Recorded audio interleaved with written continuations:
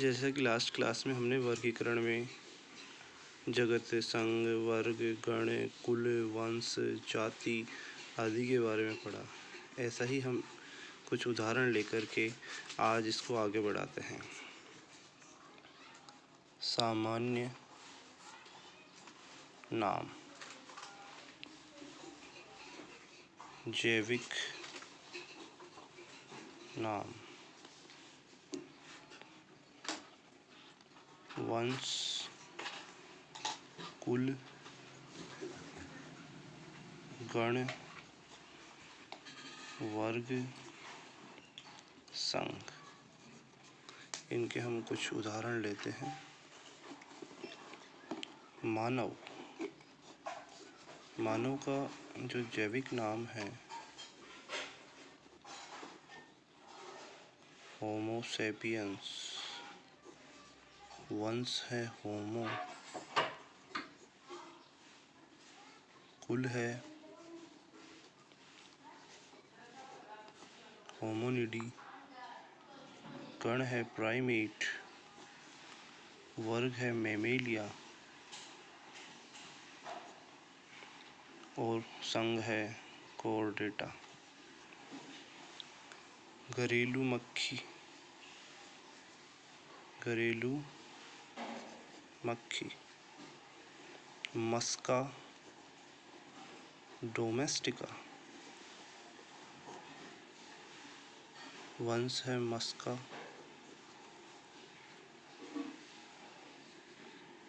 कुल है म्यूसिडी, म्यूसिडी, गण है डिप्टेरा, वर्ग है इंसेक्टा और संघ है आर्थ्रोपोडा, आर्थ्रोपोडा संघ। इसी प्रकार आम, मैंजीफेरा इंडिका, आम का वैज्ञानिक नाम है मैंजीफेरा इंडिका, वंश है मैंजीफेरा, कुल है एनाकर्डिएसी, एनाकर्डिएसी, एनाकर्डिएसी, सेपिंडेल्स, सेपिंडेल्स, गण है सेपिंडेल्स, वर्ग डाइकोट लिडनी,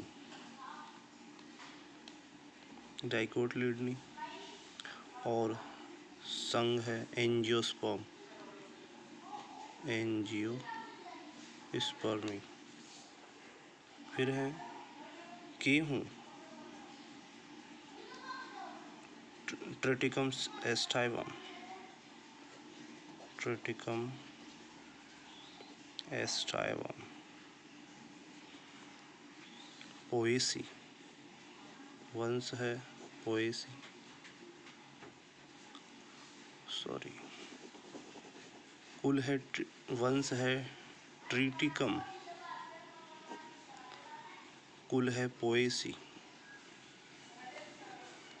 पोएसी, गण PLS, PLS,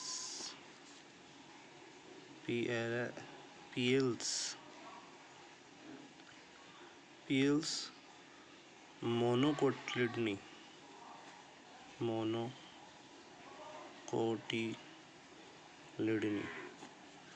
और संघ है एंजियोस्पर्म। इस प्रकार हमने कुछ वर्गीय संवर्ग के उदाहरण हमने पढ़े। चींटी, बिच्छू, कनखजूरा, मक्खी, केकड़ा आदि संधियुक्त उपांगों की उपस्थिति के कारण आर्थ्रोपोडा संघ में आते हैं। आर्थ्रोपोडा संघ के जीवों में संधियुक्त उपांग पाए जाते हैं। यह वर्ग से उच्चतर वर्गीय संवर्ग है। यह वर्ग से उच्चतर वर्गीय संवर्ग है। जैसे हम देखें कि जो पदानुक्रम है उसमें जगत उच्चतम, जगत उच्चतम वर्गीकी पद है। उच्चतम वर्गीकी पद है जगत। फिर अगर हम बात करें संघ, इसके बाद में था संघ। फिर बात करें तो वर्ग। फिर अगर बात करें तो गण। फिर अगर बात करें तो कुल, तो वंश। फिर अगर हम देखें तो जाति। जाति सबसे छोटा पद है। जैसा कि हमने देखा कि वर्गीकरण के अंतर्गत वर्गीकी सहायक साधन होते हैं। वर्गीकी सहायक साधन, वर्गीकी सहायक साधन।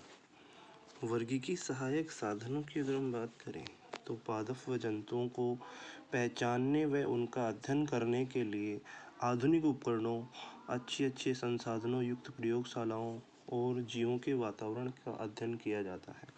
कभी कभी पौधों और जंतुओं के नमूने एकत्र करने होते हैं जिससे उनका अध्ययन किया जा सके। विभिन्न नमूनों के अध्ययन, उनके परीक्षणों का विश्लेषण कर जीवों के वर्गीकरण में उपयोग किया जाता है। कभी कभी भविष्य में अध्ययन के लिए पादपों और जंतुओं को परिरक्षित भी किया जाता है, उनको बचा कर के रखा जाता है। जीवों को परिरक्षित करने को अलग अलग विधियाँ होती हैं। वर्तमान में पादपों व जंतुओं के पुरातात्विक अवशेषों का भी परिरक्षण किया जाता है। इसके लिए देखिए, परिरक्षित करने के लिए एक है हर्बेरियम। हर्बेरियम, इसके द्वारा वानस्पतिक पेड़ पौधों के नमूनों को दबाकर सुखाया जाता है, उन्हें फिर कागज़ की शीटों पर चिपकाकर परिरक्षित कर दिया जाता है। हर्बेरियम विधि में निम्नलिखित सूचनाओं को लिखा जा सकता है: एकत्र करने की तिथि, एकत्र करने का स्थान, पौधे का स्थानीय व अंग्रेजी व वैज्ञानिक नाम, पौधों का कुल, एकत्र करने वाले का नाम। ये सभी हर्बेरियम शीट सूचनाओं सहित भविष्य में अध्ययन के लिए वनस्पति संग्रहालयों में सुरक्षित रख दी जाती हैं, जिससे आवश्यकता पड़ने पर इनका उपयोग किया जा सकता है। आवश्यकता पड़ने पर इसका उपयोग किया जा सकता है। बचाने के लिए इन शीटों पर जीवाणु व कवकरोधी रसायनों का छिड़काव किया जाता है। इसके लिए 2% मर्क्यूरी क्लोराइड विलयन हर्बेरियम वर्गीकरण के अध्ययन के लिए एक संदर्भ पुस्तक की तरह कार्य करते हैं। पेड़ पत्तियों आदि को संरक्षित रखने के लिए 2% मर्क्यूरी क्लोराइड का विलयन इसमें उपयोग लिया जा सकता है। इसी प्रकार वनस्पति उद्यान, ये वे उद्यान हैं जहाँ जीवित पौधे को उगाकर संग्रहित किया जाता है। एक होते हैं प्राणी उपवन अथवा चिड़ियाघर। चिड़ियाघर, प्राणी उपवन वे स्थान हैं जहाँ जीवित जंतुओं को कृत्रिम या मानव निर्मित आवास में सुरक्षित रखा जाता है और उन्हें प्राकृतिक आवास में जैसी सुविधाएं प्रदान की जाती हैं। ऐसे उद्यानों को चिड़ियाघर भी कहा जाता है। इस प्रकार हमने चैप्टर 1 में जीव जगत के अंतर्गत अनेक प्रकार के जंतुओं का अध्ययन किया। धन्यवाद।